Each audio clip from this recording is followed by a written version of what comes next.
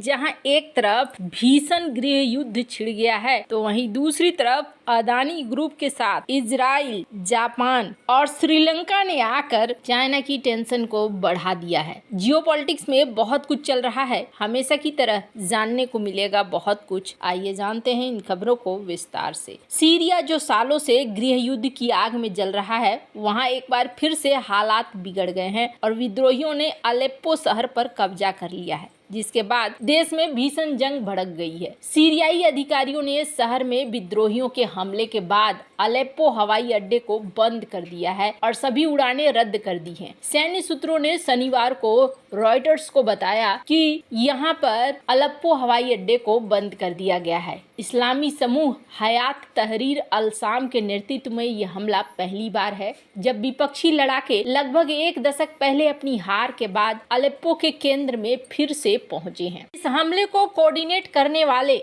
एक operation room के मुताबिक विद्रोहियों ने बुधवार को अचानक आश्चर्यजनक हमला शुरू किया था, जो सरकार के कब्जे वाले शहरों से होते हुए शुक्रवार देर रात तक अलेप्पो में पहुंच गए। जैश अल इज़्ज़ा ब्रिगेड के कमांडर मुस्तफा अब्दुल जाबेर ने कहा कि गाजा युद्ध की वजह से सीरिया में ईरान का समर्थन कमजोर पड़ गया है, जिसकी वजह से विद्रोहियों को एक बार फिर से अपने संघर्ष को तेज करने का मौका मिल गया है। वहीं तुर्की खुफिया विभाग से जुड़े विपक्षी सूत्र ने बताया है कि तुर्की ने हमले के लिए मौन स्वीकृति दी है। हालांकि तुर्की के विदेश मंत्रालय के प्रवक्ता ओनकू केसेली ने कहा है कि अंकारा क्षेत्रीय स्थिरता को प्राथमिकता देता है और उसने चेतावनी दी है कि हाल के हमलों में मौजूदा डी-एस्केलेशन समझौते को खतरा है। वहीं सीरियाई राष्ट्रपति बशर अल असद के एक प्रमुख सहयोगी रूस ने हमले का मुकाबला करने के लिए दमिश्क को अतिरिक्त सैन्य सहायता देने का वादा किया है। दो सैन्य सूत्रों ने रॉयटर्स को बताया कि नए सैन्य हार्डवेयर 72 घंटे के भीतर आ जाएंगे। क्रेमलिन के प्रवक्ता दमित्री पेस्कोव ने हमले की निंदा की और इसे सीरिया की संप्रभुता का उल्लंघन बताया है। संवैधानिक व्यवस्था की तत्काल बहाली का आह्वान भी किया है। विद्रोही गुटों का ताजा हमला मार्च 2020 में किए गए बड़े हमले के बाद किया गया सबसे बड़ा हमला है, जब रूस और तुर्की ने शत्रुता को कम करने के लिए एक समझौता किया था।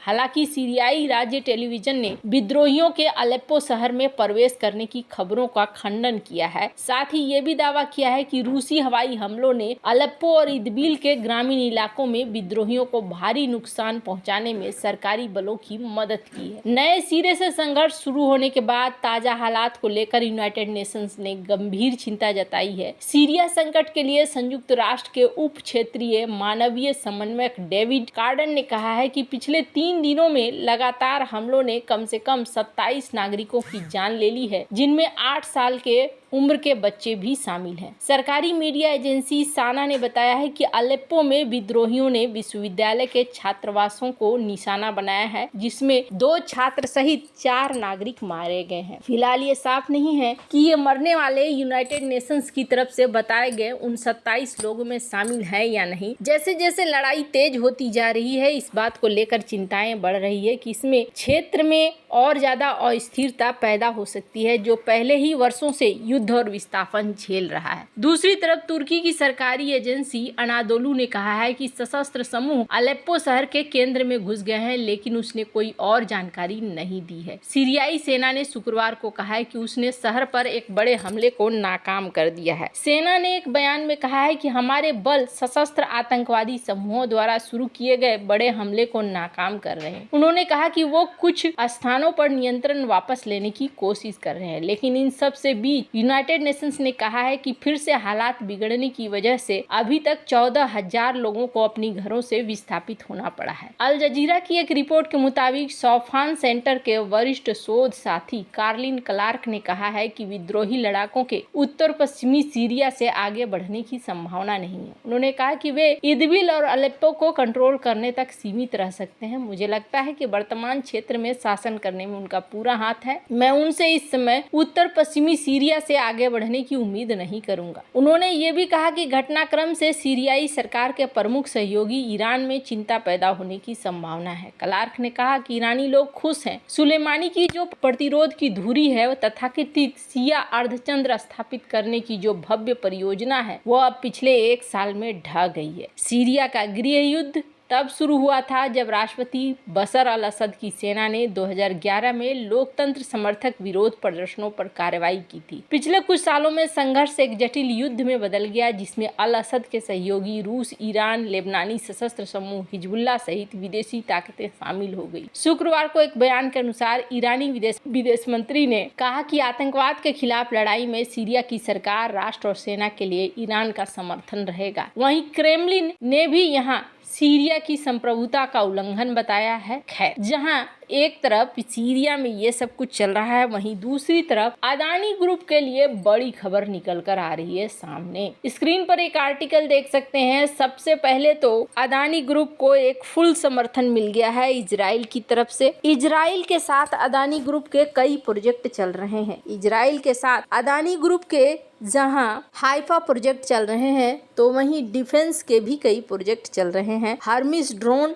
कहा जा रहा है सैकड़ों की ऑर्डर में ये दोनों मिलकर बना रहे हैं, जो कि इजराइल भी खरीद रहा है और भारत भी खरीद रहा है। न सिर्फ इतना, बल्कि दोनों मिलकर अब AI युक्त कई तरह की मशीन गन वगैरह का भी निर्माण कर रहे हैं। तो यहाँ अदानी ग्रुप को तो इजराइल की तरफ से समर्थन मिलना ही था, और ये समर्थन मिला, जिसके बाद एक कॉन्फिडेंस बिल्डअप होता है। दूसरी बड़ी चीज ये है कि भारत के विदेश मंत्रालय ने कहा है कि अभी तक हमें अमेरिका की तरफ से ऐसी कोई रिक्वेस्ट नहीं मिली है जिस रिक्वेस्ट में ये कहा जाए कि वो बुला रहे हैं गौतम अदानी को या फिर उनको प्रत्यर्पित करने की बात कह रहे हैं। दूसरा सबसे बड़ा चीज देखने को मिला है कि जापान के बैंक, इन्होंने भी भरोसा जताया है और इन्होंने भी यहाँ पर उसी तरीके से व्यापार करने पर सहमति दिखाई है। कहा है कि जैसा चल रहा है वैसा ही चलेगा, हमें भरोसा है। ये एक बड़ा कदम है। जापान का सबसे बड़ा बैंक, इसके अलावा मिडिल ईस्ट के कई बैंक हैं जो बिलियनियर गौतम अदानी के साथ अपने संबंधों को वैसे ही बनाए रखना चाहते हैं जैसा कि था। कुछ ऐसे हैं जो अभी अपने रिश्तों को लेकर सोच रहे हैं, लेकिन बाद बाकी major Japanese bank, Mizuho financial economic, Sumitomo Mitsui financial corporation, ये वो हैं जिनको कहना है कि नहीं, हमारा जो टाई है हम उसे बनाकर रखेंगे। पर सबसे बड़ा झटका तो यहाँ श्रीलंका ने दे दिया है। श्रीलंका का ये झटका चाइना को बिल्कुल भी पसंद नहीं आएगा। इसलिए पसंद नहीं आएगा क्योंकि श्रीलंका में आई सरकार इनकी, जिसे कहा जाता है चाइना का समर्थक सरकार, लेकिन यहाँ पर ठीक इसके उलट इस सरकार की तरफ से कहा गया कि जो भी श्रीलंका के पोर्ट अथॉरिटी हैं वो इसका निर्णय लेंगे कि अदानी पोर्ट और स्पेशल इकोनॉमिक जोन का कोलंबो वेस्ट इंटरनेशनल पोर्ट को लेकर वो क्या सोचते हैं। पर यहाँ पर इन्होंने क्लीन चिट दे दिया है और इन्होंने कहा है कि देखिए अभी तक हमें ऐसा कुछ भी नहीं लग रहा है और हम जैसे ही कंटिन्यू कर रहे थे हम वैसे ही कंटिन्यू करेंगे। और ये चाइना के लिए एक सबसे बड़ा झटका है। वैसे आपको क्या लगता है इन सब मामले में, आपकी क्या राय है, कमेंट कर जरूर बताएं। जल्द मिलते हैं अगले वीडियो में नई खबर के साथ।